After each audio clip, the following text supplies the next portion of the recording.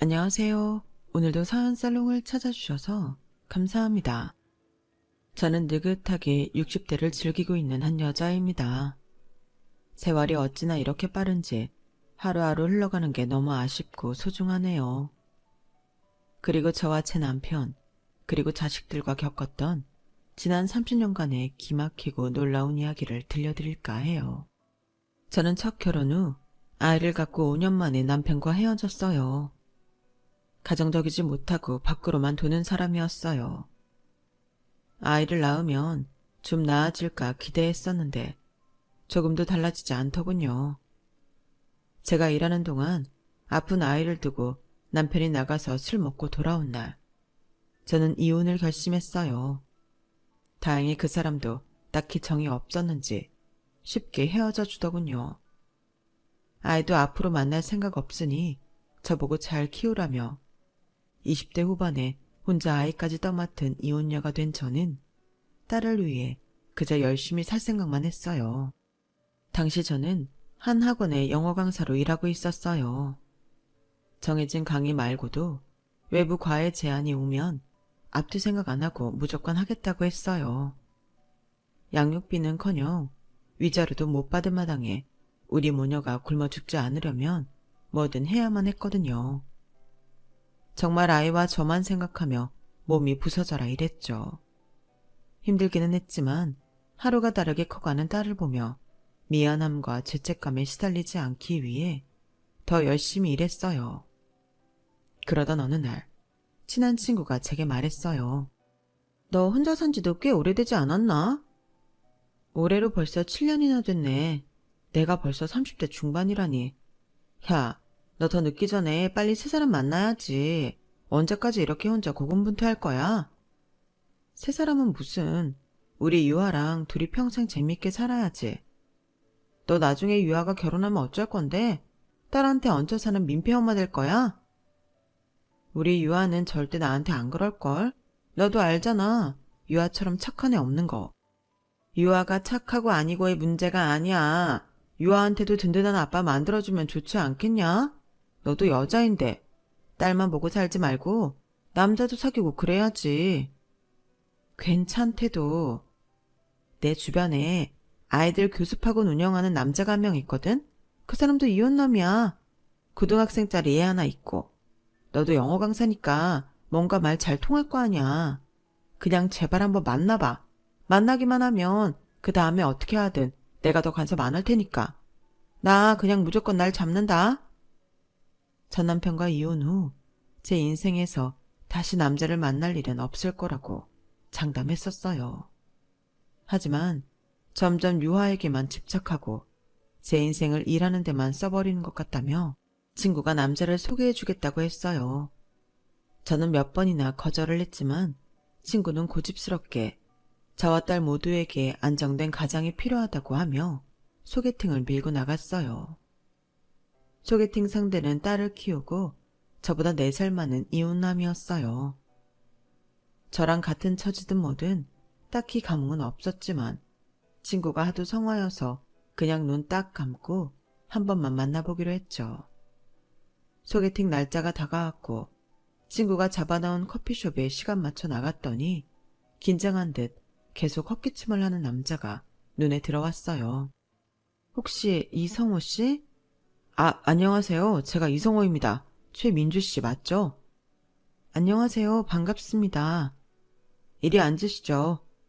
아무 기대도 없이 나갔는데 생각보다 호감한 얼굴에 키도 훤칠하고 제법 괜찮은 사람이 나와 있더군요. 생각보다 잘 통하는 이야기에 저희는 커피를 마시고 저녁까지 먹기로 했어요. 저녁에 반주까지 살짝 곁들여 말이에요. 민주 씨는 혼자 아이 키우는 거 힘들지 않으세요? 힘들 새도 없었어요. 그저 애만 보고 바쁘게 사느라. 너무 아이러니한 게 다른 사람들 영어 가르치면서 정작 내 아이는 알파벳도 제가 가르쳐 본 적이 없네요. 아이와 잘 살려고 아등바등 열심히 사는 건데 퇴근하고 집에 갔을 때 자고 있는 아이를 보면서 이게 맞는 건가 생각이 들 때가 많아요. 되게 우습죠. 민주 씨 정말 대단하신 거예요. 성우 씨야말로 딸이랑 둘이 사는 거 괜찮아요? 저도 많이 힘들었죠. 애 엄마랑 워낙 일찍 헤어져서 여자애를 어떻게 키워야 할지 난감한 적이 한두 번이 아니었어요. 성격도 예민하고 사춘기 때는 또 얼마나 버겁게 하든지 이제 고등학교 보내놓으니까 친구들이랑 더 어울린다고 저는 본체도 잘 안 해요. 고생 많이 하셨네요. 딸이 몇 살 때 헤어진 거예요? 초등학교 들어가기 딱 한 달 전에 서류 정리 끝냈어요. 민주 씨는요? 저는 5년 만에요. 아이를 낳아도 사람이 변하지 않더라고요. 이혼하고 저는 그렇다 치고 아이도 한 번을 보러 안 오더라고요. 그냥 저희 모녀랑 인연이 아니었나 봐요. 이런 얘기 어디 가서 하기 쉽지 않은데 같은 처지라 그런가 술을 마셔서 그런가 민주 씨 앞에서 창피할 정도로 주저리 얘기하게 되네요.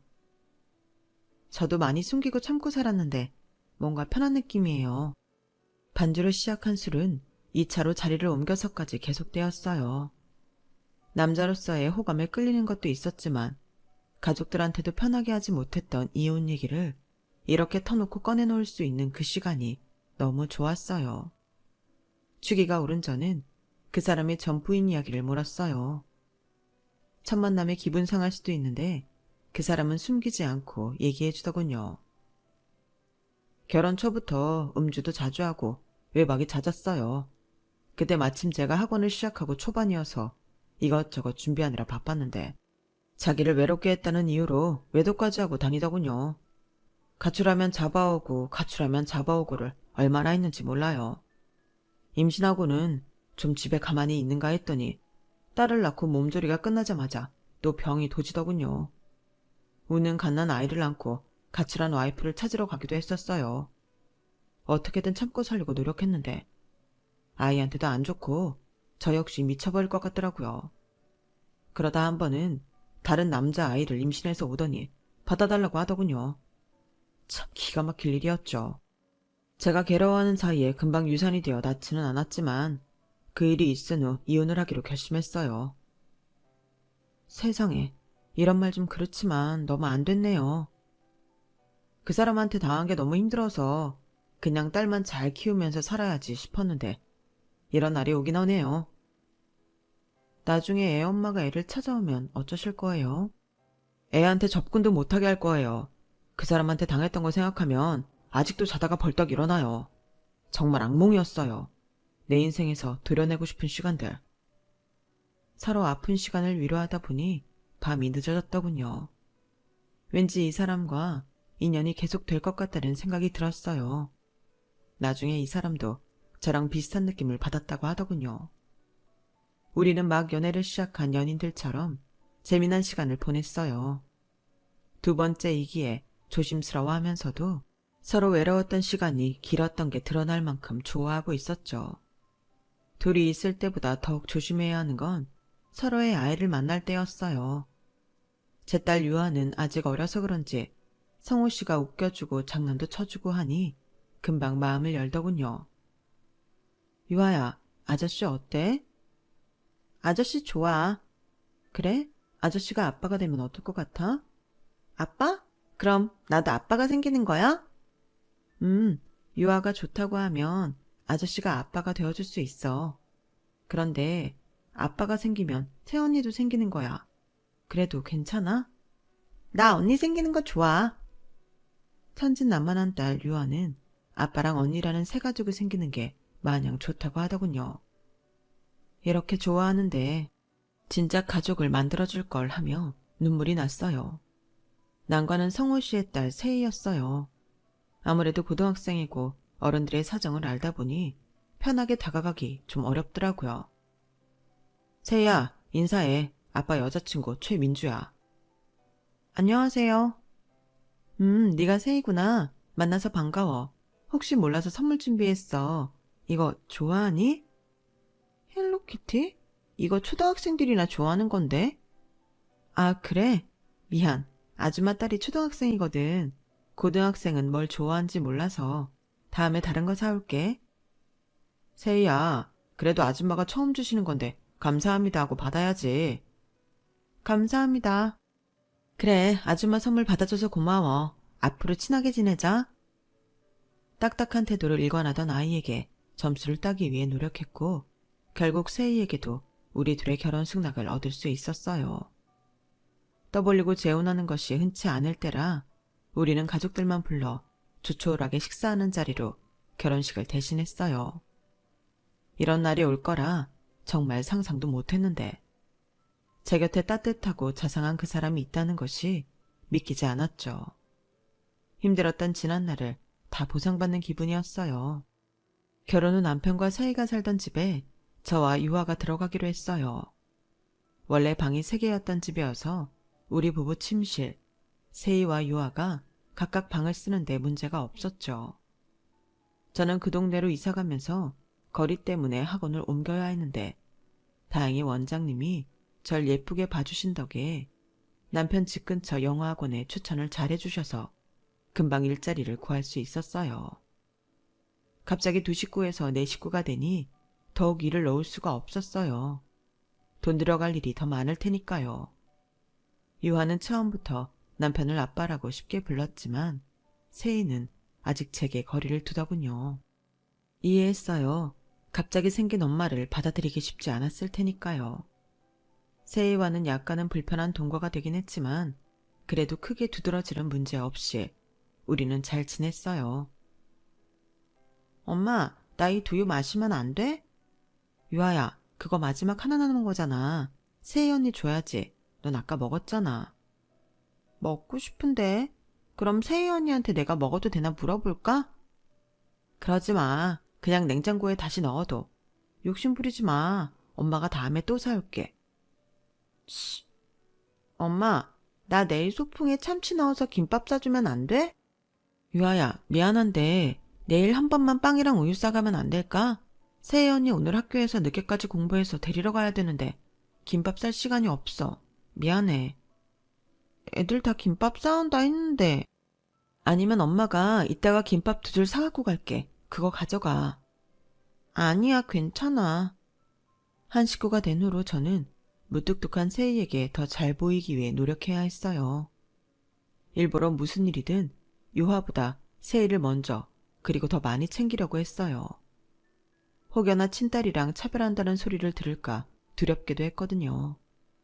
어쩔 때는 세희에게 너무 신경 쓰느라 유아의 중요한 학교 행사나 함께 하기로 한 약속을 까먹기도 했어요.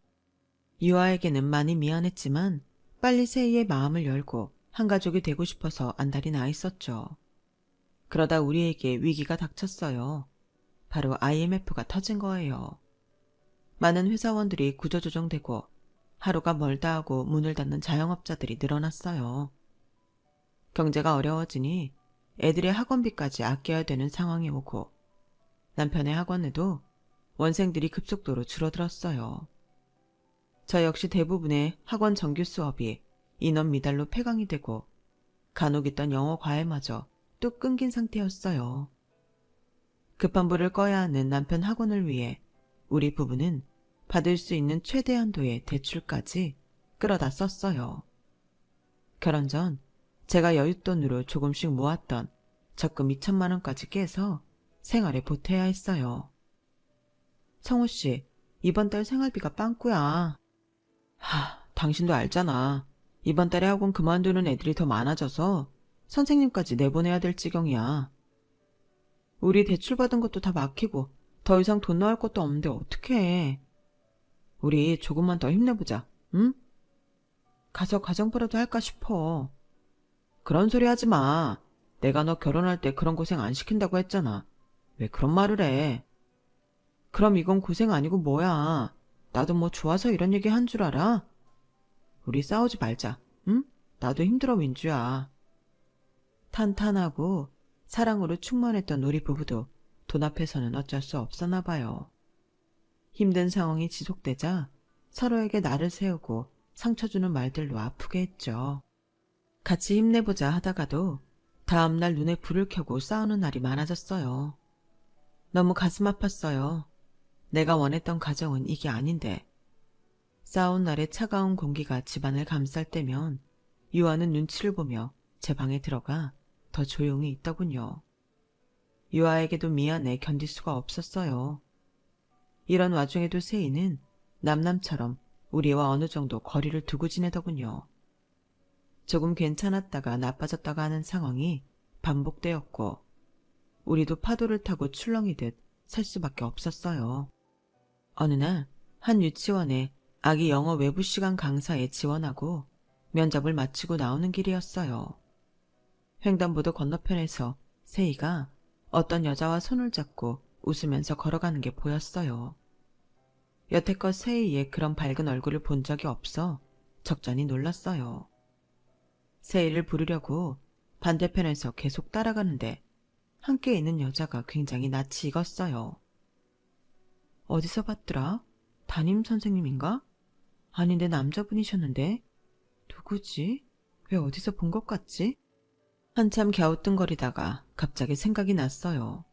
그 남자는 남편의 전부인 세이의 친모였어요. 예전에 남편이 세이가 있어서 참아 버리지 못했다며 사진을 보여준 적이 있는데 그 속에서 저 여자가 아이를 안은 채 웃고 있었거든요.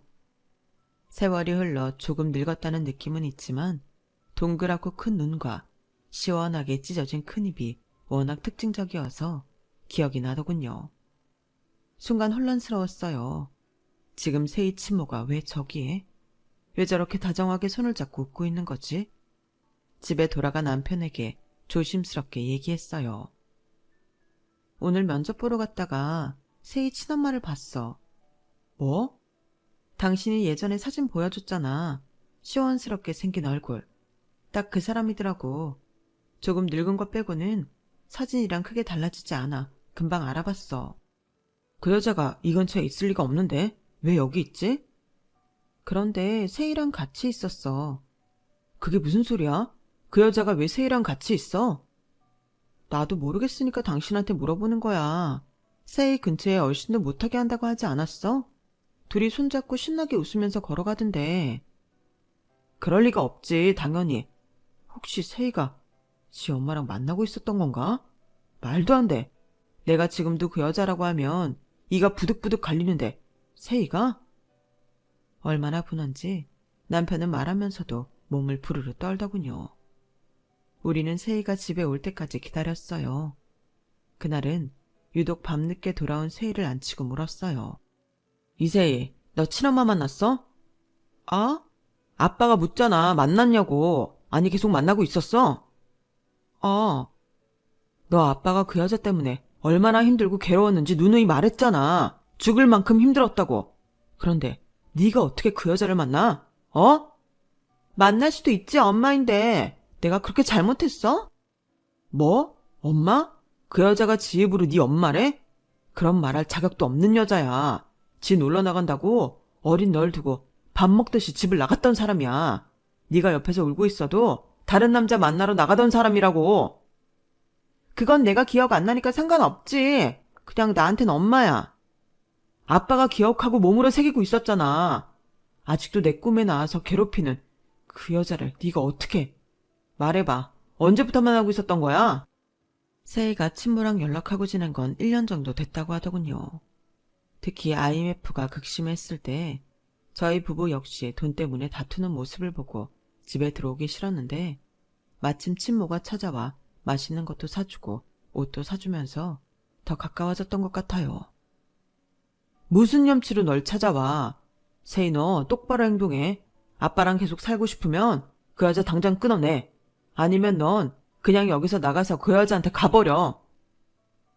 왜 나한테 그렇게까지 말해? 내가 죽을 만큼 잘못했어?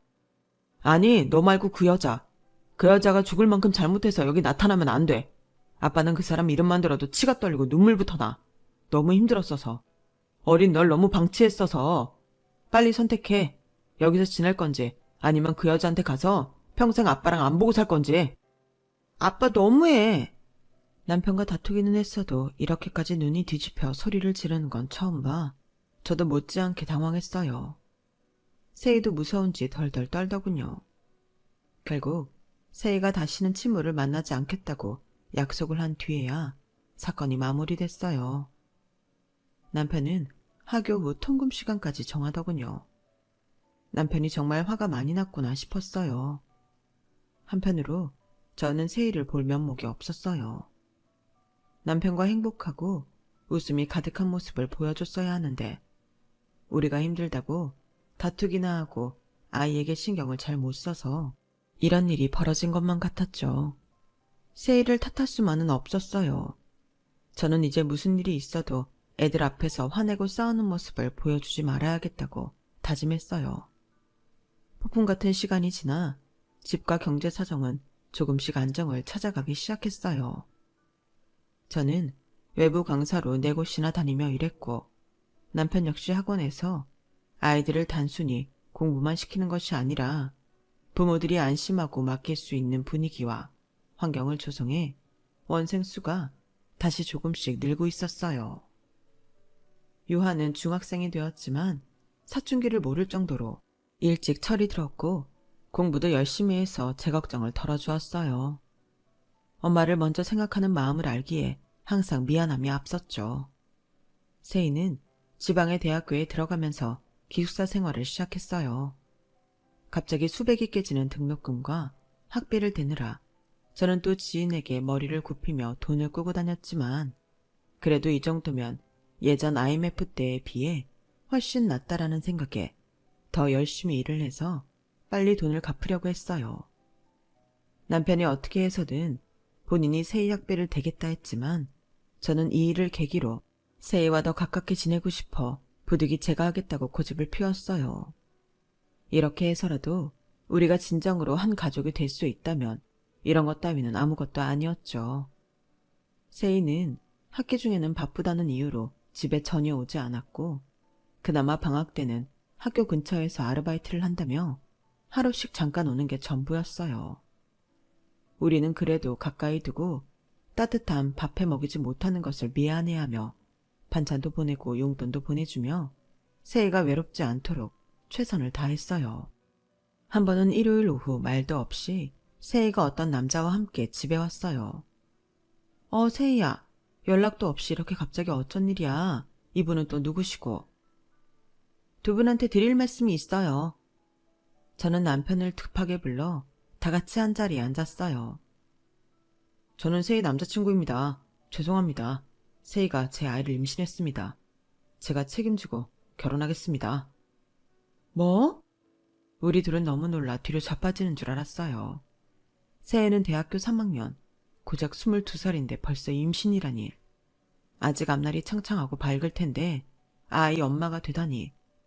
이혼을 경험해본 남편이나 저는 긍정적으로 볼 수만은 없었죠. 어린 나이에 철없이 한 임신과 결혼이 끝까지 해피엔딩으로 이어지는 경우가 많지는 않다는 것을 알고 있으니까요. 저희가 아무 말도 못하고 침묵하고 있자 세이가 끼어들어 말하더군요. 크게 신경 안 써도 돼요. 저희가 다 알아서 할게요. 오빠랑 같이 살긴 할 거지만 지금 당장 상견례나 결혼식 안 할 거니까 전화로 말하려다 이렇게 직접 왔어요. 그래도 저쪽 부모님은 한번 뵈어야 되지 않겠니? 됐어요. 나중에 자리 만들게요. 지금은 그냥 그런 줄로만 아세요. 학교는 휴학계 냈어요. 애 낳고 상황 봐서 계속 다니던지 자퇴하던지 할게요. 이세희, 너는 무슨 일을 그렇게 다 저질러 놓고 우리한테 통보하듯이 말을 해. 우린 네 부모야. 아빠, 그러니까 예의상 이렇게 얼굴 보고 말하러 왔다잖아. 내가 얼마나 더 해야 되는데. 그리고 지금 당장 결혼식 안 한다는데 뭘 신경 쓰고 그래. 딸이니까 신경 쓰지. 네가 남이야? 왜 그렇게 싸가지 없게 말해? 나 지금 임신한 거 안 보여? 스트레스 주지 마. 애한테 안 좋아.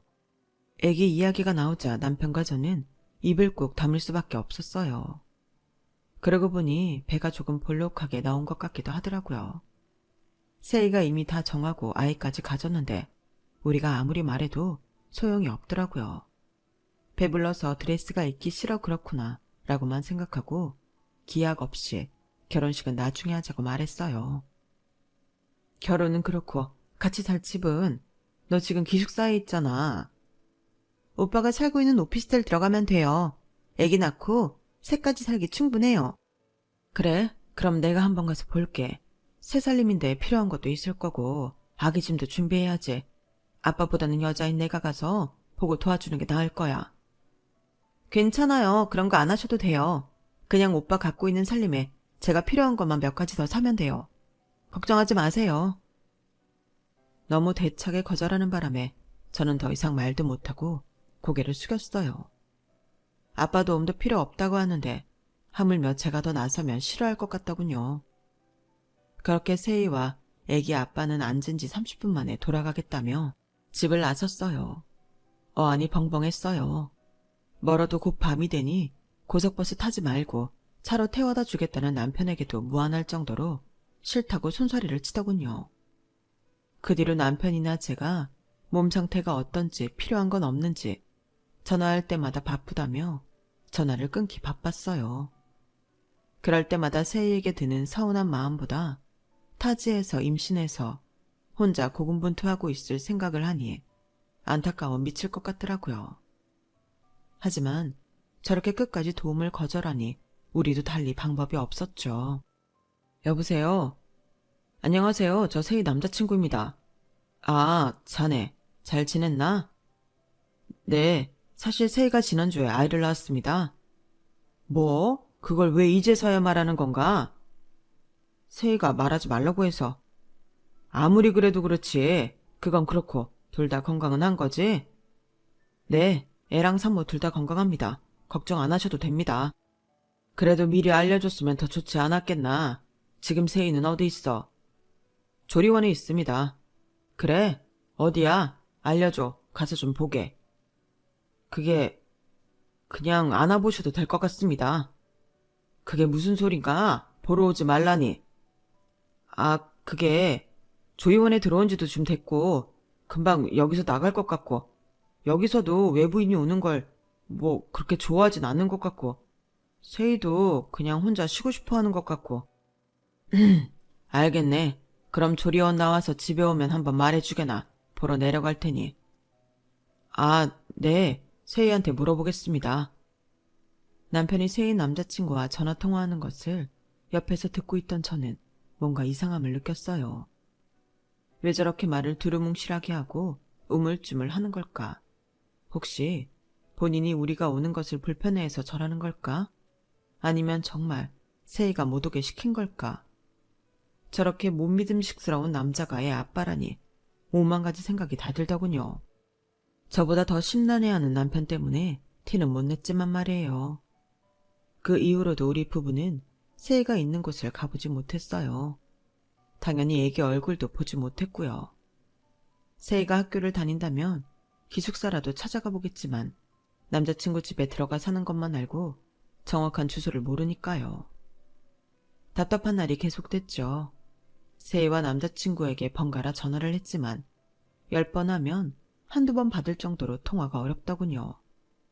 어렵게 통화가 되어도 자기와 아기는 괜찮다. 아주 잘 지내고 있으니까 걱정하지 마라. 나중에 몸이 좀 괜찮으면 한번 올라가겠다 등등 이런 말들만 반복했어요.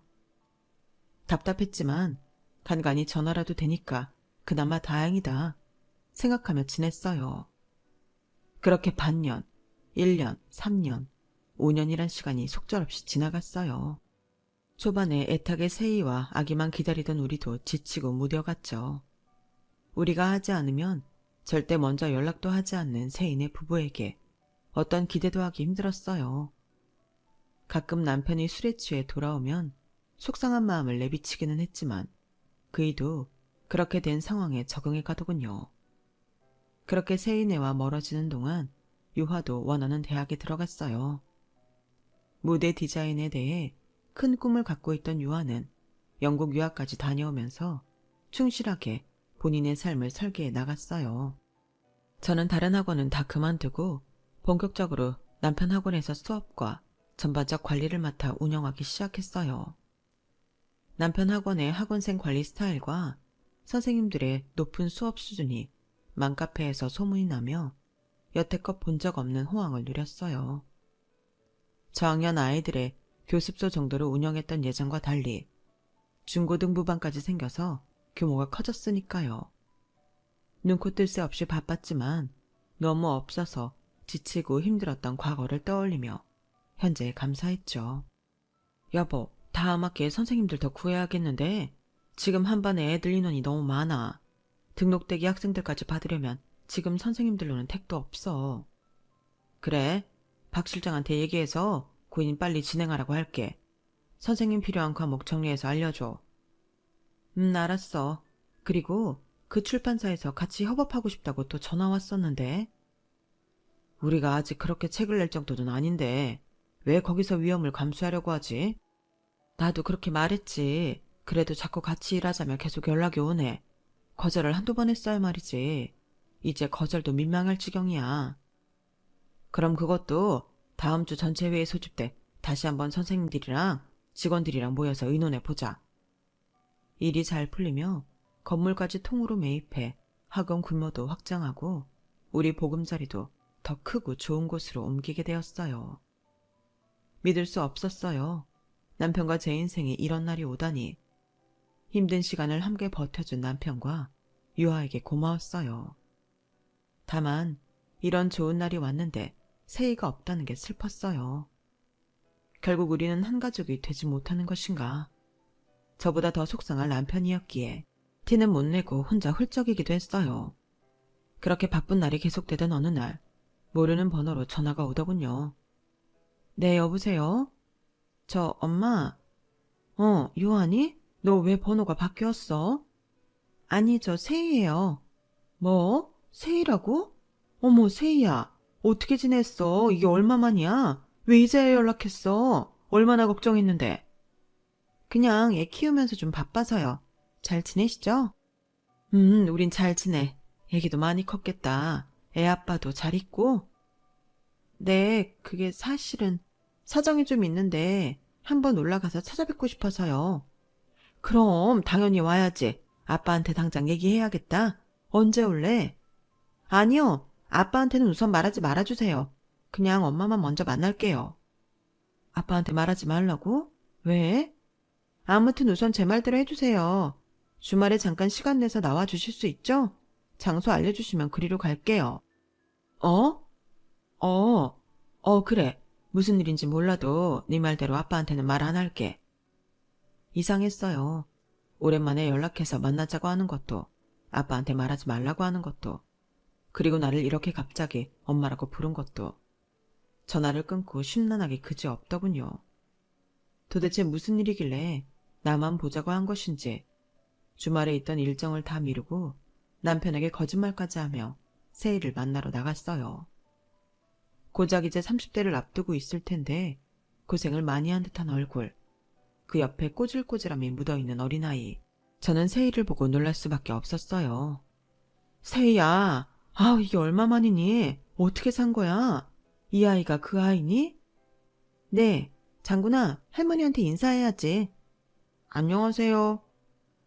이렇게 컸구나. 이쁘기도 해라.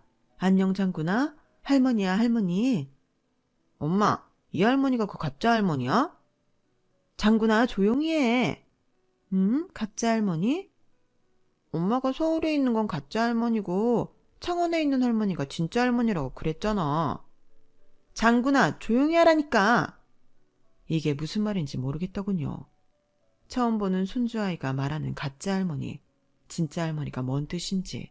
당황해서 아이 입까지 틀어막는 세희는 왜 그러는 건지 모든 게 이해되지 않았지만 중요하지 않았어요. 세희를 너무 오랜만에 만났으니까요. 그동안 어떻게 지낸 거야? 왜 이렇게 연락도 안 되고 무슨 일이 있었던 거야? 엄마, 저랑 장군이 같이 살게 해주면 안 돼요? 그게 무슨 소리야? 애 아빠는? 너 안 좋은 일 있었구나? 너무 힘들어요, 엄마. 저희 갈 곳이 없어요. 다 얘기해봐, 들어줄게. 무슨 일이 있었는지 다 얘기해. 정말 기가 막혔어요. 1, 2년 동안 있었던 일이 아니라 10년 가까이 저와 남편을 속여온 세희더군요. 예전에 세희가 친모랑 있던 사실이 발각된 이후에도 계속 그들은 연락을 하고 만나왔더라고요. 세희가 지방대를 가게 된 이후 임신을 하자 자기 친모한테 말해 창원으로 내려오게 했고요. 애아빠한테도 우리에게 말하지 말라며 입단속을 시켰고, 그렇게 세희네 부부, 아이, 세희 친모가 한 집에서 살기 시작했던 거죠. 임신 발표를 하러 집에 잠깐 왔던 그때도 이미 친모랑 살고 있었다고 하더군요. 조리원에 못 오게 한 것도 창원 집 주소를 끝까지 안 알려주며 못 내려오게 한 이유도 모두 친모가 함께 있어서 그랬던 거죠. 더 황당한 건 아이를 낳고 그 다음 해에 결혼식을 올렸는데 혼주자리에 친모를 앉히고 친모의 형제 자매들, 그러니까 세이의 이모 외삼촌들, 그리고 본인이 아는 주변 지인만 초대해서 치렀더군요. 결혼식에 대해서 우리 부부에게는 이런 방구도 없었는데 말이죠. 저는 놀라서 입도 못 다물었어요. 세이는 물론 세이 남편도 괘씸해서 견딜 수가 없더군요. 그렇게 친엄마랑 계속 살았어요. 그런데 친엄마한테 새 남자친구가 생기고부터 사람이 이상해지기 시작했어요.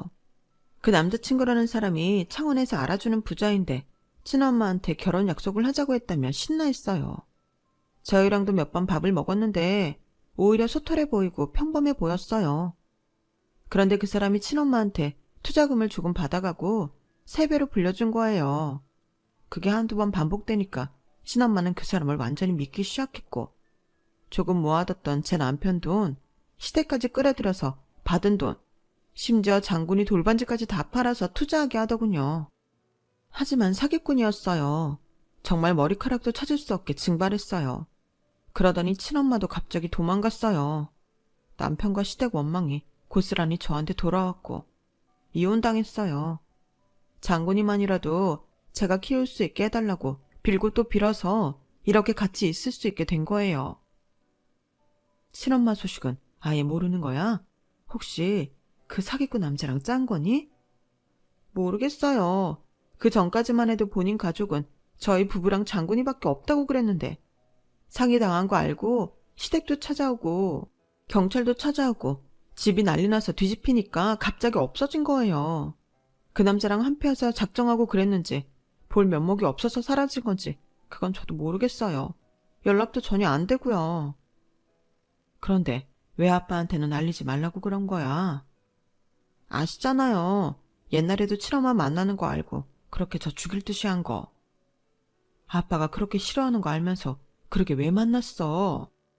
아, 몰라. 이렇게 될 줄 알았나요? 엄마가 아빠한테 가서 먼저 말 좀 잘해줘요. 네? 세희야, 어쩌다 이렇게까지 된 거야. 엄마, 난 지금 엄마밖에 없어요.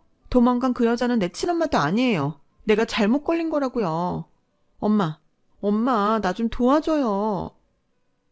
뭘 먹은 것도 없는데 얘기를 듣고 나니 속이 얹힌 것처럼 콱 막히더군요. 이런 최악의 경우는 상상도 못 해봤는데 어떻게 이런 일이 벌어진 걸까요? 세희 친모라는 사람은 어찌됐든 본인이 잘못했으면 뭐라도 해서 돈을 갚으려고 해야지 딸이랑 손주까지 내버리고 도망가다니요. 기가 막히고 어이가 없었어요. 이걸 남편한테 가서 또 어떻게 말을 해야 하나. 내가 말을 잘 해야지 세희를 용서해 줄 텐데. 저는 급한 대로 200만 원을 꺼내서 세희에게 건네주고 헤어졌어요. 집에 돌아와 남편은 역시나 심란한 제 표정을 읽고는 캐묻기 시작했어요. 여보, 세희 말인데. 세희? 연락 왔었어? 따로 좀 만났어. 그런데 사연이 기구하더라고. 당신이 좀 화날 포인트도 있고 말이야. 그런데 이제서라도 세희를 받아들이고 우리 한 가족처럼 즐겁게 살 수 있으면 좋겠다는 생각이 들어. 무슨 일이길래 벌써 그렇게 밑밥을 까는 거야? 그게 말이야. 제 이야기를 다 들은 남편은 급속도로 표정이 굳어졌어요. 며칠만 자기에게 시간을 달라고 하더군요. 상황이 어찌됐든 저는 당연히 남편 친딸인데 데려와 같이 살자고 할 줄 알았어요. 하지만 남편은 의외의 결과를 내놓더군요. 미안해. 당신한테 세희 얘기 듣고 좀 생각할 시간이 필요했어. 난 결론 내렸어. 당신도 따라줬으면 좋겠고. 알겠어. 난 세희를 받아줄 생각이 없어. 뭐라고? 왜? 딸이잖아. 내 딸은 지금 유아뿐이야. 여보, 그래도 세희가 지금 애까지 데리고 집 없이. 난 걔한테 충분히 기회를 줬어. 고등학교 이후로 계속 지 엄마 만나는 거 알고 있었어? 뭐? 당신 알고 있었어? 심지어 창원에까지 데려가서 같이 살게 한 것도. 당신 왜 말 안 했어? 내 손에서 세희를 다시 돌아오게 하고 싶었어. 오죽하면 나 걔 앞에서 울부짖으면서까지 말했어. 너랑 네 엄마 char리는 거 알지만 제발 그만 연을 끊어달라. 내가 죽을 수도 있다 하면서. 당신이 죽을 수도 있다니. 언제부턴가 세희랑 그 여자 생각만 하면 숨이 막히고 쓰러질 것 같고 죽을 것 같은 느낌이 들어서 병원에 가보니까 공황장애라고 하더라고. 세희는 이 모든 걸 알면서도 그 여자랑 보란듯이 계속 함께 있었어. 심지어 나한테 이상한 소리도 했다니까. 본인이랑 연락하면서 당신한테는 말도 안 하고 있었으니 그걸 갖고 당신에게 알리겠다며 나한테 그런 얘기까지 하더라고. 세상에. 내가 사실 걔한테 예전에 돈을 조금 도와준 게 있었거든. 결국 그 돈까지 지 엄마한테 날리고 이제 와서 받아달라고 하다니. 어찌됐든 당신 딸이야. 잘잘못은 나중에 얘기하고 지금이라도 얼른 데려오자. 당신이 나 유아 세희 이렇게 내 식구 행복하게 살기를 바랬던 거 잘 알고 있어. 나한테 가족은 당신이랑 유아뿐이야. 하지만 이렇게 세희랑 애를 내치면 당신이 더 힘들어할 거 알고 있어. 당신은 착한 사람이니까. 그러니까 마지막으로 세희한테 1억 주고 보내. 그거면 어디 가서 애랑 방이라도 얻고 그 다음엔 본인이 일을 하든지 알아서 하겠지. 그리고 이제 다시는 당신 누나도 세희랑 엮이지 말자. 진심이야. 남편은 그동안 제게 말 못했던 미안함과 세희에 대한 단호함이 온통 묻어난 얼굴로 제게 말했어요. 친딸에게 이리도 잔인할 수 있을까 싶었다가도 심한 공황장애를 앓고 있다는 사실을 알고 나니 또 한편으로는 이해도 되더군요. 그래도 마지막 자립은 할 수 있게 돈 몇 푼 쥐어주고 보내자고 해서 저는 남편의 의견에 따르기로 했어요. 세희와 다시 만나 상황을 얘기했어요. 고개를 푹 숙이고 쉼없이 철철 울던 세희는 봉투에 있는 1억을 주섬주섬 챙기더니 말도 없이 일어나 가더군요. 새엄마인 저도 아닌 친아빠에게 정말로 버림받았다는 사실에 가슴을 쓰리게 했겠죠. 사실 남편 모르게 제가 1억을 더 넣어주었으니 그걸로 새 출발하기를 바랄 뿐이죠. 저와 남편은 크게 성장시켜 놓은 학원 사업을 거액을 받고 다른 기업에 인수시키기로 했어요. 우리 부부도 60이 넘었으니 그냥 유유자적 여기저기 여행이나 다니면서 남은 노후 서로에게 힘이 되어주며 늙어가기로 약속했어요. 딸 유화는 한국에서 알아주는 무대 연출가가 되었고 잘생기고 실력 있는 배우와 결혼해 자식 낳고 행복하게 잘 지내고 있어요. 아직도 가끔 세희 생각을 하면 가슴 한켠이 쓰리기도 한답니다. 혹시나 제가 진짜 엄마처럼 잘해주지 못해서 그렇게 친모만 찾아다녔던 건지 제 부족함이 너무 컸던 건 아닌지 생각하게 되네요. 이제 와서 이런 말 염치 없지만 어디에선가 세희도 따뜻한 삶을 살고 있기를 항상 바라고 있어요. 긴 이야기 들어주셔서 고맙습니다. 여러분의 삶에 항상 행복이 가득하시길 바랍니다. 여러분, 사연 댓글에 응원과 현명한 조언 부탁드려요. 좋아요와 구독은 저에게 큰 힘이 됩니다. 오늘도 좋은 일 가득하세요.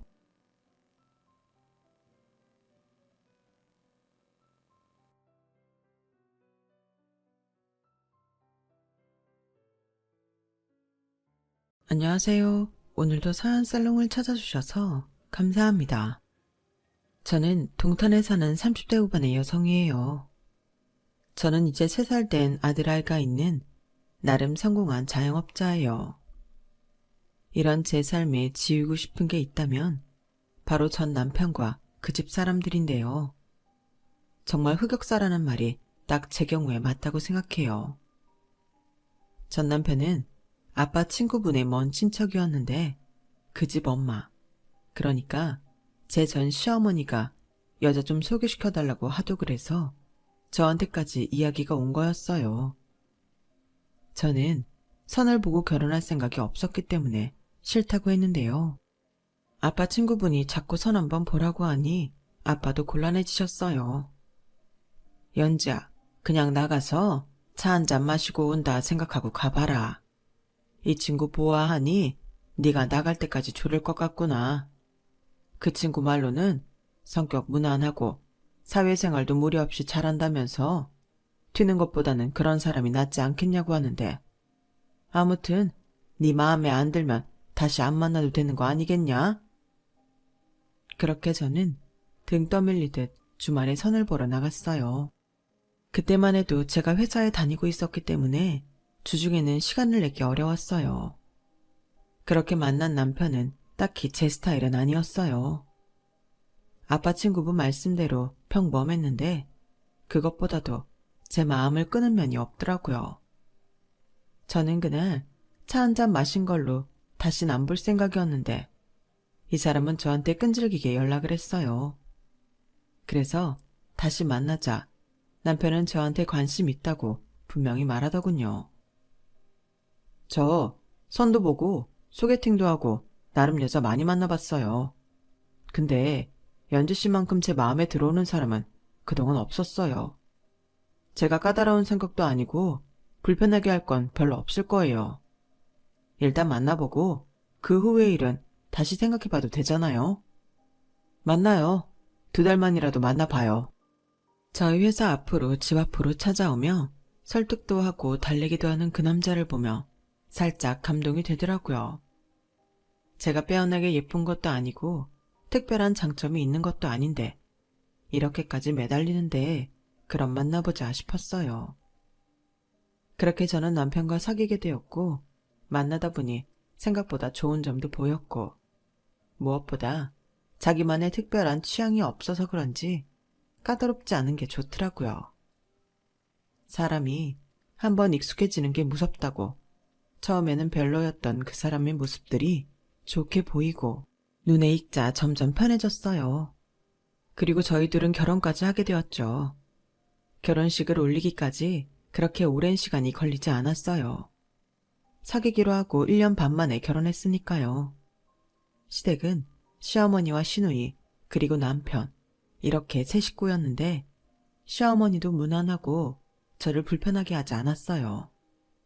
하지만 그 집안 최고 빌런은 시어머니가 아닌 바로 신우였어요. 신우는 남편하고 7살이나 차이가 났는데 그래서인지 자기가 어른 대접을 받으려고 했고 시어머니도 하지 않는 잔소리에 싫은 말까지 서슴지 않고 해댔어요. 제가 그때 회사를 다니면서 장차 해보고 싶은 일 때문에 준비하는 게 있었는데요. 그걸 안 신우는 가만히 있지 않았어요. 안 그래도 우리 동민우보다 좋은 회사 다니는 것도 아니라 찜찜한데 뭔 일을 배운다고 설쳐대? 그럼 우리 동민이 어쩔 거야? 옳게 결혼했으면 남편을 챙겨야지. 형님, 요즘은 여자들도 남자랑 똑같이 일하잖아요. 다들 좀 더 돈 벌 수 있는 일을 찾아 나서고요. 저도 마찬가지예요. 형님도 학원도 해보시고 직장도 다니셨다면서요. 그럼 저를 더 이해해 주셔야 되는 거 아니에요? 아니, 지금 옳게 얘기하는데 나를 왜 끌어들여? 이런 말 좀 창피하긴 하지만 나는 남편이 돈을 많이 못 벌어서 먹고 사느라 그랬던 거고 옳게는 지금 사정이 다르잖아. 우리 동민이 이름만 들으면 다들 부러워하는 회사 다니고 괜찮은 월급 꼬박꼬박 갖다 주는데 그럼 동민이한테 더 신경 써야지. 요새는 집안일을 남녀 똑같이 나눠서 한다며? 그것도 비슷하게 벌 때 나는 말이고 옳게는 동민이보다는 연봉 적잖아. 그럼 알아서 기어야 되지 않겠어? 우리 동민이 아침밥 굶겨 내보내면 나 가만 안 있을 거야. 그러니까 내가 좋은 말로 할 때 알아서 잘해. 저도 그 사람하고 같은 시간에 출근해서 아침 차리기가 쉽지는 않아요. 그래도 노력은 해볼게요. 신우는 딱 봐도 기가 세게 생겼는데 말을 할 때도 사람을 막 밀어붙이는 느낌이 있어서 처음에는 싸움이 날까봐 어느 정도 받아주는 척하며 조심히 말을 했어요. 남편도 신우애한테 뭐라고 하기도 했는데요. 이기지는 못했어요. 누나, 이제 우리 집 일은 우리가 알아서 할게. 연지랑 내가 아침 각자 챙기기로 했으니까 너무 간섭하지 마. 뭐가 어째? 야, 내가 엄마가 아파서 병원에 입원했을 때 너 업어서 키웠어. 조그만 게 어디 컸다고 말대답이야. 라고 하면서 바로 고개를 숙이고 아무 말도 못하더라고요. 뭐 나이 차이가 많이 나니 누나가 볼 때 동생이 항상 어려 보이고 챙겨줘야 될 것 같고 그런 마음이 드는 거 이해해요.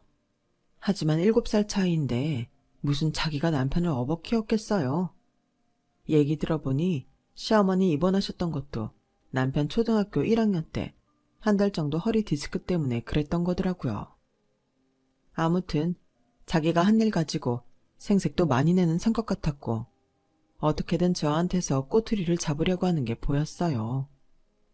시어머니나 남편이나 신우보다 기가 약해서 그런지 웬만한 말은 이기지도 못했고요. 시어머니가 무난해서 다행이다 했더니 이런 복병이 있을 줄은 결혼 전에는 정말 몰랐어요. 그도 그럴 게 시댁에 인사하러 갈 때도 상견례 할 때도 또 혼수 때문에 만났을 때도 신우는 그저 말없이 있었거든요. 이렇게 결혼하고 나서 본색을 드러낼 줄 그때는 몰랐죠. 연지야, 우리가 누나랑 같이 사는 것도 아니고 누나도 자기 가정이 있는데 언제까지 우리 지켜볼 수는 없을 거야. 나는 사실 누나한테 잘하고 싶은 마음도 있긴 한데 연지 너까지 그럴 건 없잖아. 그냥 우리 결혼하고 얼마 안 돼서 저러는 것 같아. 네가 조금만 참아. 그래, 늘 아이 같던 동생이 결혼하면 그럴 수 있을 것 같아.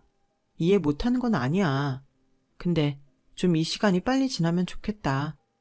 남편이 말한 것처럼 빨리 이 시간이 지나가길 기다리는 저에게 신우는 정말 별 황당한 일을 다 했어요. 어느 날은 저한테 톡으로 무슨 식단표를 보냈더라고요.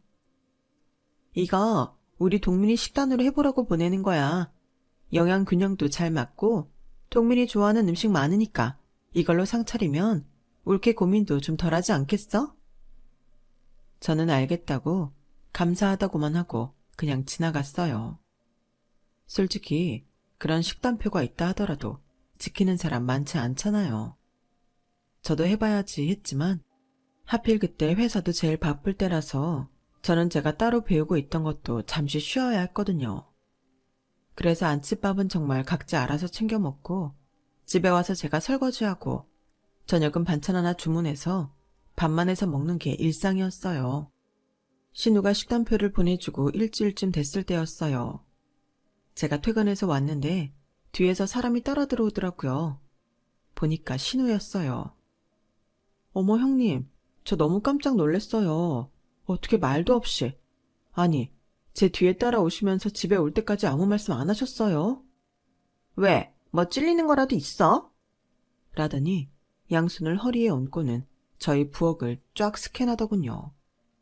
그리고는 냉장고를 열어 반찬통을 하나하나 살펴보는 거였어요. 이게 뭐야? 반찬에 왜 김치랑 단무지 종류만 있어? 이건 또 뭐야? 찜닭인가? 내가 준 식단표 어제 소고기 묵국이었잖아. 아니 그리고 저 설거지통은 뭐야? 설거지도 안 하고 나가? 형님, 저희 회사가 요새 너무 바빠서 식단대로 할 시간이 없어요. 바쁜 거 지나가면 그때 할게요. 찜닭은 어제 저녁 반찬으로 시킨 거 남은 거예요. 설거지는 제가 이제 할 거고요. 그러니까 우리 동민이 아침도 제대로 안 챙겨주고 설거지도 해놓지 않고 나가고 순 밖에서 사다 먹는다는 소리네? 밥은 집에서 해서 메인 반찬 하나만 시켜 먹어요. 두 식구인데 따로 장 봐서 음식하는 게 더 번거롭고 돈도 많이 들거든요. 남으면 자꾸 음식물 쓰레기만 많아지니까요.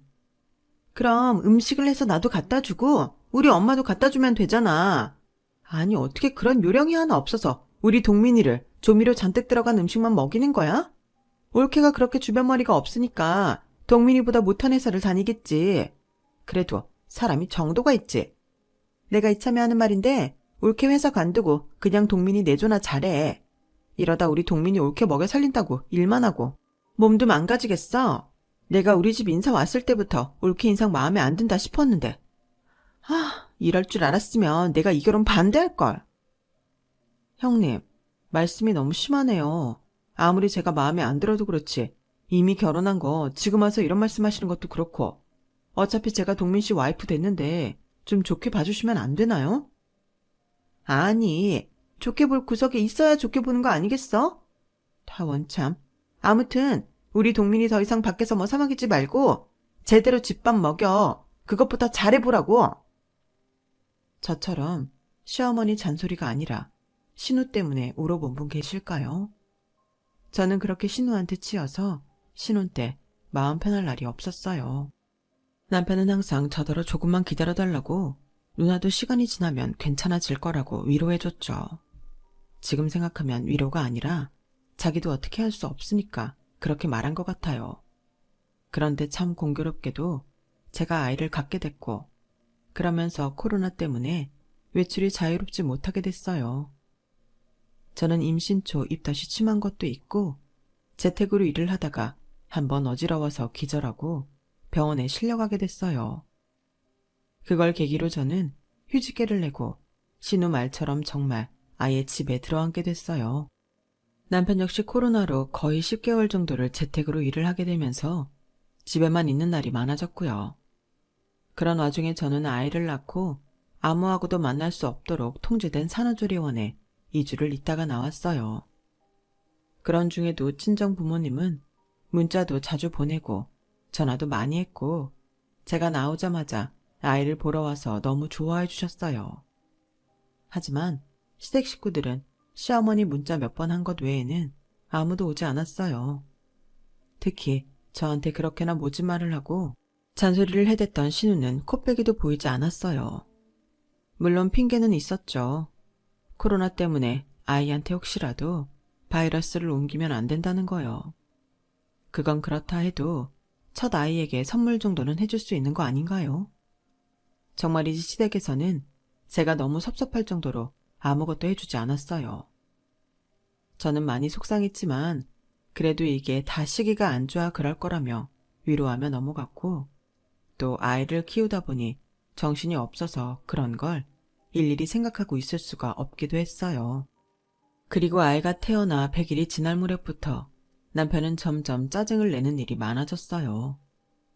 아이가 태어났을 때는 물론 수고했다 고맙다 그러긴 했지만 그렇게 아이를 이뻐하지는 않더라고요.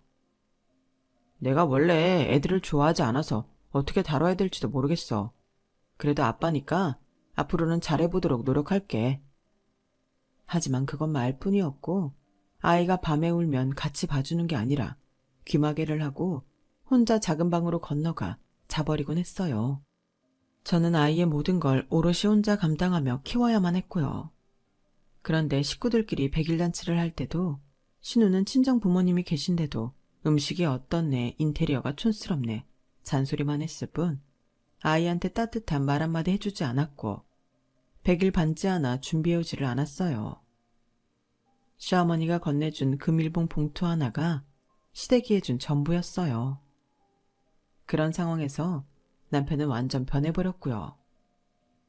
쟤는 왜 저렇게 허구한 날 울어대기만 해? 연지 너 애 잘 못 보는 거 아니야? 엄마가 돼서 애 좀 조용히 시키지도 못하냐?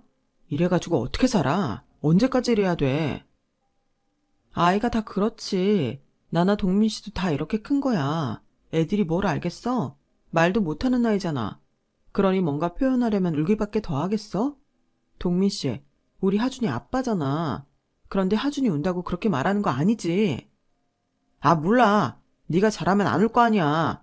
하여간 집에서 먹고 자기만 하면서 제대로 하는 게 하나도 없어. 뭐? 지금 말 다 했어? 육아가 그렇게 쉬운 줄 알아? 그럼 동민 씨가 해보든지. 내가 벌어다 주는 돈 쓰기만 하면서 뭐가 어째? 상황이 이렇다 보니 저는 화가 나서라도 다시 돈을 벌어야겠다고 생각했어요. 그리고 때가 때이니만큼 복직보다는 제가 집에서 할 수 있는 일로 돈을 벌어보자 싶었죠. 전에 배우러 다니던 부업을 아예 주업으로 하려고 했어요.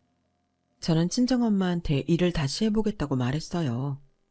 친정엄마는 코로나 때문에 그동안은 한 달에 한 번 정도 오셨지만 이제는 좀 더 자주 오셔서 아이도 봐주고 집안일도 봐주기로 하셨어요.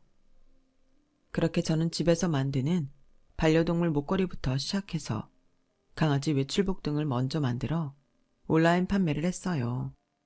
제가 목걸이 디자인을 잘해서인지 꽤나 찾는 사람들이 많았고 그게 외출복으로도 이어져서 혼자서는 감당할 수 없게 됐어요. 저는 작업실을 따로 구하고 같이 일할 직원도 몇 명 뽑아야 했죠. 그때 남편이 저를 비웃던 말을 지금도 잊지 못해요. 뭐냐? 좀 팔리는 것 같다고 일 버리는 거야? 이러다 망하면 누구 신세까지 조지려고 그래? 적당히 해라. 넌 누나 말대로 집에서 애나 잘 보고 나한테나 잘하면 돼. 무슨 되도 않는 사업을 한다고 설치고 난리야. 저는 그때 한창 사업 설계가 머릿속을 꽉 채우고 있어서 남편하고 다툴 새도 없었어요. 말 같지도 않은 소리에 대꾸하기도 싫었고요. 남편이 비웃거나 말거나 저는 사업에 몰두했어요. 아이와 집안일은 친정엄마가 많이 도와주셨고요. 밖에 작업실을 내고 처음에는 월세 내는 데에도 고전하기는 했어요. 그럴 때마다 남편하고 신우는 깜냥도 안 되면서 사업한다고 저한테 못된 말만 했고요. 하지만 점차 자리가 잡히기 시작하더니 반년도 되지 않아서 저는 직원들 월급에 작업실 월세를 내고도 꽤나 많은 이익을 내게 됐어요. 그렇게 1년이 지나자 제 일은 완전히 자리를 잡아서 반려동물 간식까지 만들게 되었고 그 다음부터는 계속 잘 됐죠. 그러자 남편이 태도가 싹 변해서 이렇게 말하더군요. 연진이가 이렇게 된 거 다 내 덕이야. 내가 끝까지 못하게 했어봐. 이렇게 될 수나 있었겠어? 아무튼 이게 돈이다 얼마야. 라며 웃는데 진짜 소름 끼칠 정도로 흉해 보이더라고요. 남편 얼굴이 이토록 끔찍해질 수 있다니 저도 상상하지 못했어요. 처음 사업한다고 할 때는 비웃기만 하고 하나 도와주지 않다가 이제 돈이 벌리기 시작하니 태세전환해서 전부 자기 덕인 양 구는 모습에 저는 정남이가 떨어졌던 거죠. 게다가 자기는 아이 안 좋아한다는 핑계로 애 한 번 제대로 봐준 적이 없고 자기 쉬는 날 친정엄마가 와 있으면 그 핑계로 시댁에 가서 지 누나랑 엄마랑 외식하는 놈이었어요. 그렇다고 저희 엄마한테 감사 표시를 했느냐 하면 그것도 아니었어요. 저희 엄마가 당연히 집안일 해주는 사람인 줄 알더라고요. 정말 이혼하고 싶은 충동이 불쑥불쑥 올라왔지만 아이가 있는데 좀 참고 지나가면 괜찮아지지 않을까? 그런 생각으로 저를 다스리며 지냈는데요. 정말 제가 도저히 참을 수 없는 일이 벌어지고 말았어요. 아이가 어린이집을 들어가게 돼서 아침에 아이를 데려다주고 집에 급하게 들어왔을 때였어요. 저는 바로 챙기고 나가서 직원들과 회의를 해야 됐죠. 그런데 갑자기 신우가 때 아닌 삼계탕을 들고 집에 들이닥쳤어요. 형님, 이게 웬 삼계탕이에요?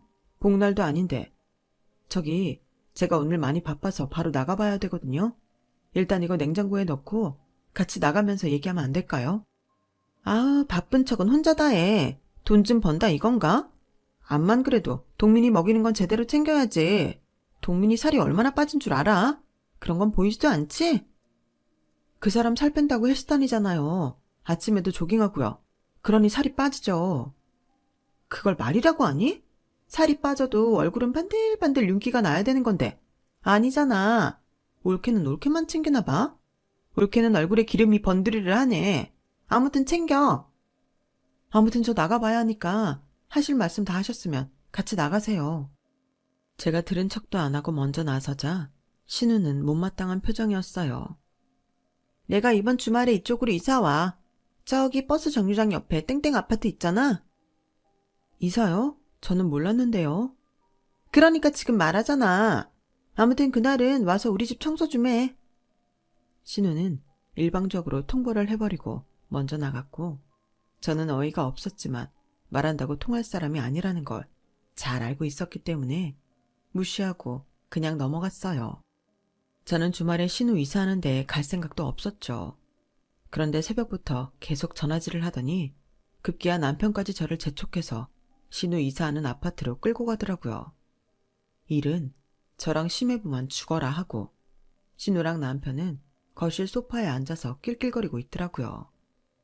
그러다가 시어머니가 오니까 그제야 일어나서 뭐 좀 하는 신용을 했고요.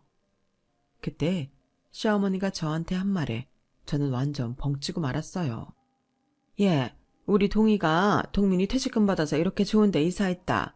여기에 네 덕도 있는 거 아니겠니? 네 사업이 잘 되지 않았으면 동민이가 퇴직금 다 주지도 못했을 거 아니야. 네? 퇴직금이라뇨? 그게 무슨 말씀이세요? 지금 저 사람 퇴직금이라고 하셨어요? 그제야 남편은 헛기침을 하며 이렇게 말했어요. 아, 내가 말하려고 했는데 나 얼마 전에 회사 관뒀어. 그래서 퇴직금이 나왔는데 누나네가 당장 이사가게 생겼다잖아. 전세 계약이 만료됐는데 별로 좋지도 않은 아파트면서 전세금을 또 올려달라고 했대. 그래서 이참에 집 사서 이사했으면 좋겠다고 해서 내 퇴직금으로 보탰어.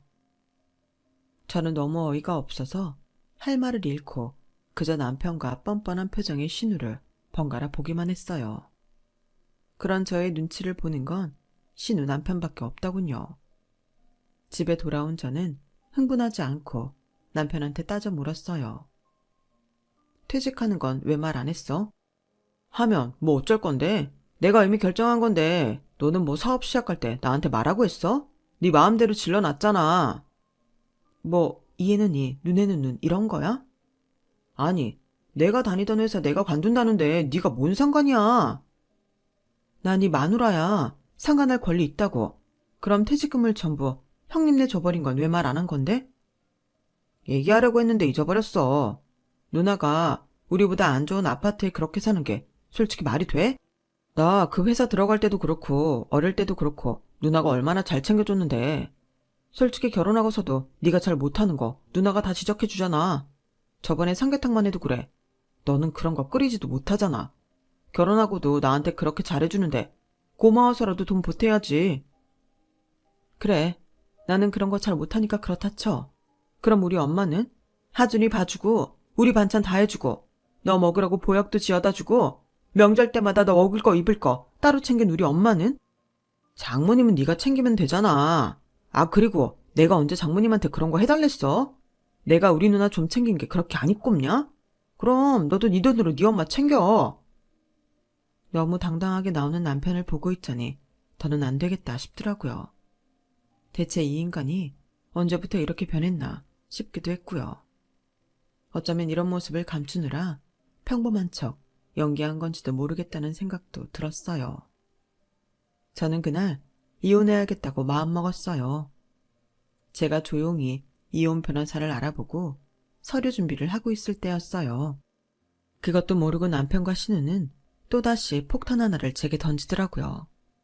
그날은 제가 이혼 이야기를 하려고 아이를 친정에 데려다 놓고 집에 왔는데 남편하고 신우가 나란히 거실에 앉아 있었어요. 올케, 이리 와서 앉아봐. 할 말 있어. 네, 잘 됐네요. 저도 할 말 있는데. 라며 제가 두 사람 앞에 앉자 두 사람은 제 이야기는 듣지도 않은 것처럼 자기들 할 말만 하더라고요. 아주 어이없는 얘기였어요. 내가 퇴직한 거 말이야. 생각해보니까 내가 회사에서 비전이 없더라고. 어차피 위로 올라가는 것들은 알랑방귀 잘 끼는 것들일 테고 나는 맨날 책상 앞에 앉아있다가 끝날 것 같았어. 그래서 말인데 연진 이 사업 나랑 공동대표로 하는 게 좋을 것 같아. 그리고 우리 누나가 고문이나 이사 같은 거 맡으면 어때? 그 말도 이해가 되지 않는데 신우는 옆에서 한술 더 떴어요. 내가 보니까 올케네 제품 문제들이 좀 있더라. 지금이야 사람들 모르고 물건 사겠지만 시간 지나봐 말 많아질 거야. 내가 그런 걸 관리하면 좋겠더라고. 그걸 지금 두 사람이 정하고 나한테 통보하는 거예요? 내 회사 일인데요? 내가 언제 그러겠다고 했어요? 그렇게 생각할 일은 아니지. 우리가 연지 너를 위해서 돕겠다는 거잖아. 올케는 항상 생각이 좀 삐딱한 것 같아. 사업하는 사람은 긍정적이어야 일이 잘 풀리는 법인데. 그럼 우리 출근할 날이나 알려줘. 너무 늦게 알려주지는 말고 우리도 준비를 해야 될 거 아니겠어? 라더니 제 이야기는 듣지도 않고 둘이 나란히 나가버리더라고요. 이 인간들이 저를 완전 호구로 생각하는 게 뻔히 보였어요. 저는 왜 진작에 저 남자 진짜 모습을 못 봤을까 후회가 되더라고요. 저런 사람이 아이한테는 정말 좋은 아빠가 될 수 있을지도 의문이었고요. 그때까지도 아이한테 보여주는 애정이라고는 어쩌다 한 번씩 마지못해 어린이집에 애 데리러 가는 정도였어요. 아이가 남편하고 오는 걸 보고 있으면 아이는 남편한테 안기고 싶은데 남편은 싫어서 애 보고 먼저 앞서서 걸으라고 하고 있을 때가 많았고요. 그런 모습을 보며 얼마나 가슴이 아팠는지 몰라요. 애가 아빠한테 주눅들면 어쩌나 싶기도 했고요. 저는 그날 친정으로 가서 부모님한테 이혼 얘기를 했어요. 사실 이혼을 해도 완전히 갈라서고 난 후에 알리려고 했는데 지금 제 상황이 어떤지 남편과 신우가 어떤 사람들인지 확실히 알리고 제 마음을 알아주기를 바라게 되더라고요. 그만큼 저는 그때 너무 억울하고 분이 차올라서 견딜 수 없었어요. 이혼을 반대할 줄 알았던 부모님은 뜻밖에도 단박에 바로 이혼을 하라고 하셨어요. 사실 나 너한테 진작부터 혼자 살라고 하고 싶었어. 그래도 하준이를 보면 아빠가 있어야 되나 해서 말 못 꺼내고 있었는데 애한테도 아빠 구실 못하는 놈은 있어봤자 아무 소용없다. 엄마는 제가 없을 때 집안일을 봐주시면서 남편이 혼자 방에 틀어박혀 킥킥대며 동영상이나 보고 있고 저를 아무것도 도와주지 않는 것도 많이 봐서 속이 터지셨다고 해요. 아이를 안 봐주는 건 물론이고요. 또 지 누나한테서 전화만 와도 단박에 쪼르르 달려나가는 게 제가 말은 안 해도 속 어지간히 썩겠구나 하셨대요. 그래도 이 정도일 줄 몰랐다면서 눈물까지 보이셨어요. 아빠 역시 체면이고 뭐고 제 행복이 제일 중요하다며 이혼하라고 하셨고요. 요즘이 어디 우리 때처럼 꼭 한 사람한테 매여 있어야 되는 것도 아니지 않냐? 그런 집안이면 하루라도 빨리 갈라서서 네가 편하게 사는 게 낫지. 네가 그동안 애 많이 썼다. 아빠의 그 말 한마디가 방아쇠가 돼서 저는 눈물이 터져버렸어요. 엄마 품에 안겨서 얼마나 오랫동안 울었는지 모르겠네요. 집에 돌아온 저는 아침에 사무실에 가기 전에 먼저 변호사 사무실부터 들러서 서류 작업을 마쳤고 이혼 서류를 들고 출근했어요. 퇴근 후 남편과 신우 앞에 내놓을 그 순간만을 기다리면서요. 그런데 이 인간들이 사무실로 저를 찾아왔더라고요. 제가 언제부터 출근하면 되는지 말을 안 해서 답답하다면서요. 신우는 소파에 다리를 꼬고 앉아서 직원한테 심부름까지 시키려고 들었어요. 근데 여기는 손님이 오면 차 내주는 사람도 없어? 이제 곧 내가 여기 이사가 될 텐데 어째 직원들 태도가 영 엉망이네? 그래서 제가 어떻게 했는 줄 아세요? 저는 컵에 물을 따라서 그걸 신우 머리 위에 부어버렸어요. 꿈깨 이 여자야. 이사는 무슨 이사? 우리 회사 규모의 이사 같은 거 필요도 없고 더군다나 너 같은 건 이사는커녕 말단도 안 되거든? 신우는 물을 맞고는 소리를 지르고 난리였고 남편도 저한테 큰 소리를 쳤어요. 야, 너 미쳤어? 지금 이게 뭐 하는 짓이야? 어디다 물을 끼얹어? 그리고 이 여자? 너? 당장 누나한테 사과하지 못해? 내가 뭐 틀린 말 했다고 나한테 난리야. 저 사람이 여자 맞지? 그럼 남자야? 네가 뭔데 나더러 이래라 저래라야? 야, 너 진짜 막 나가는구나. 네가 이러면 뭐가 좋을 것 같아? 앞으로 나랑 살기 싫어? 어?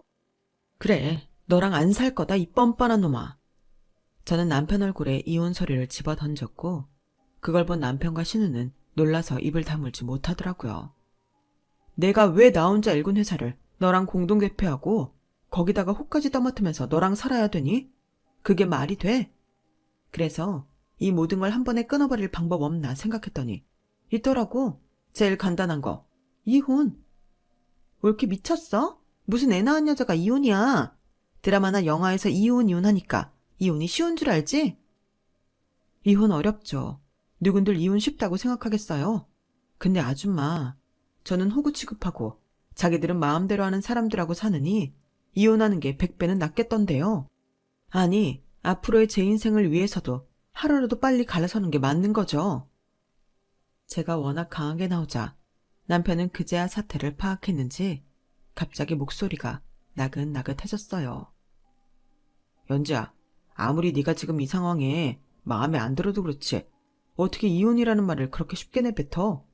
이 서류, 이것도 그냥 봉투만 변호사 사무실이지 속에는 별거 없는 거 다 알아. 이러지 마. 별거 아닌지 맞는지 네가 확인해보면 되잖아. 그러자 신우가 남편을 밀치고 봉투에서 서류를 꺼냈고 이혼 서류인 걸 확인하자 분에 못 이겨 찢으려고 하더라고요. 어디 한번 찢어보세요. 그 다음에는 아줌마 손에 더 무서운 게 들어갈 테니까요. 신우는 부들부들 떨다가 서류를 바닥에 내팽개치더니 주저앉아서 막 울더라고요. 남편은 그런 자기 누나를 감싸면서 저한테 억울한 소리를 했고요. 너 사람이 이러는 거 아니야. 지금까지 우리 누나가 우리한테 어떻게 했는데 이런 걸로 놀라게 해. 어떻게 하긴. 나 기죽이고 너 안 챙긴다고 시어머니도 하지 않는 시집살이 시키고 거기에 더해 네 퇴직금 받아서 아파트 샀는데 그 얘기는 쏙 빼놓고 나더러 이삿날 와서 청소하라고 호통치고 뭐 더 할까? 오늘도 봐. 지가 무슨 사업에 대해 뭘 안다고 이사를 하겠대? 야, 박동민, 너는 내가 그렇게 우스워?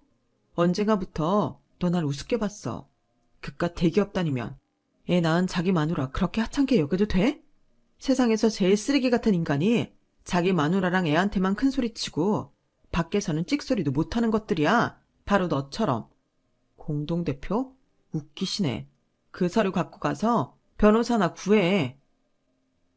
제가 이렇게까지 화가 난 걸 처음 본 남편은 얼굴이 하얘지더니 이제는 저한테 빌기 시작했어요. 연지야, 내가 너한테 말 안 하고 누나 집 사는 거 보탠 거 그게 그렇게 화날 일이었어? 그렇다면 사과할게. 솔직히 내가 열심히 일해서 번 거고 내가 어떻게 쓰든 네가 뭐라고 안 할 거라고 생각했지. 그게 그렇게 너를 힘들게 했다면 사과할게. 야, 넌 끝까지 날 나쁜 년 만드는구나. 그게 아무것도 아니지만 네가 그렇게 화가 났다니. 그렇다면 일단은 미안하다. 뭐 이런 거네? 너 결혼 전에 나한테 얼마나 들이댔냐? 그래놓고 지네 누나가 사람 쥐어짜듯이 괴롭히는데도 말 한마디 제대로 못했지? 누나가 눈만 부릅떠도 주눅 들어서 고개 숙이고. 내가 그런 놈을 어떻게 믿고 사니? 그리고 결정적으로 너 하준이한테 언제 한번 다정한 모습 보였어? 네가 아빠 노릇 제대로 했냐고. 마지 못해서 투덜대면서 무슨 애를 짐짝 취급하고. 우리 엄마 아빠도 그러더라. 너 같은 아빠는 없는 이만 못하다고. 이거 장인어른하고 장모님도 다 아셔? 그럼 왜 모르겠니? 우리 엄마 너 하는 짓이 완전 치떨렸대. 너 같은 인간하고 단 하루도 더 살지 말라고 했다고. 그러니까 네 잘난 누나 데리고 썩 내 사무실에서 꺼져. 제가 무섭게 말하자 남편은 지 누나를 놓고 저한테 매달렸지만 저는 경비실에 연락을 했고 그걸 본 남편은 어쩔 수 없이 자기 누나를 데리고 나가야 했어요. 그 후 시어머니도 몇 번 친정 부모님을 찾아가서 이혼만은 하지 말자고 했지만 친정 부모님도 화가 나서 그렇게는 못하겠다고 했어요. 사부인 따님이 얼마나 대단한 사람인지 몰라도 애를 그렇게 괴롭힐 동안 가만히 계신 건 뭔가요? 제 딸은 그렇게 함부로 대해도 되는 사람인가요? 사부인 딸 중한 만큼 남의 딸도 중한 거예요. 엄마의 말에 시어머니는 더 이상 설득하기를 포기했어요. 신우는 그 후로 찍소리 못하고 저한테 문자 한 통 못 보냈고요. 남편은 몇 번이고 제 사무실 주위에 어슬렁거리고 저와 제 부모님 앞에서 잘못했다고 빌었지만 아빠가 한 번만 더 그러면 남편 앞으로의 회사의 사람들에게 다 알리겠다고 하자 그대로 주랭랑을 쳤어요. 자기 사회생활에 지장이 생기는 게 무서웠던 거죠. 그렇게 저와 남편의 결혼 생활은 끝이 났고 남편은 위자료 대신 둘이 살던 집 전세금을 전부 저한테 주고 아이 양육비를 매달 주기로 했어요. 신우는 그 후로 자기 집에서 더는 큰소리 못 치고 눈치만 보고 있는 모양이에요. 시어머니가 자기 동생 이혼시켰다며 크게 한판 한 모양이더라고요. 생전 자기 말발에 밀려서 자기가 하자는 대로 했던 엄마가 화가 잔뜩 나서 몰아붙이니 신우도 놀랐다는 것 같아요. 아무튼 저는 그 이후로도 사업 때문에 바빠서 그 집 인간들 신경 쓸 틈도 없이 살고 있어요. 남편이 양육비 핑계로 자꾸 만나자면서 어떻게든 다시 합칠 궁리를 하는 것 같은데 자꾸 그러면 너도 고소해버린다고 큰소리치니까 더는 귀찮게 굴지 않네요. 저는 한동안 부모님과 같이 생활하려고 새로운 동네로 이사했어요. 부모님 댁도 제가 전에 살던 동네도 남편 쪽에서 다 잘 알고 있어서 그들이 모르는 대로 오고 싶었거든요. 그랬더니 세상 평화롭고 너무 좋네요. 저는 당분간 이렇게 부모님과 살면서 제일 열심히 하고 우리 아들 키우는 데만 신경 쓰려고 해요. 남자는 인연이 닿으면 만나겠지만 그렇게 목매서 찾지는 않으려고 해요. 제 이야기는 여기까지고요. 들어주신 모든 분들 행복하시고 늘 건강하시길 바랄게요. 감사합니다. 여러분, 사연 댓글에 응원과 현명한 조언 부탁드려요. 좋아요와 구독은 저에게 큰 힘이 됩니다. 오늘도 좋은 일 가득하세요.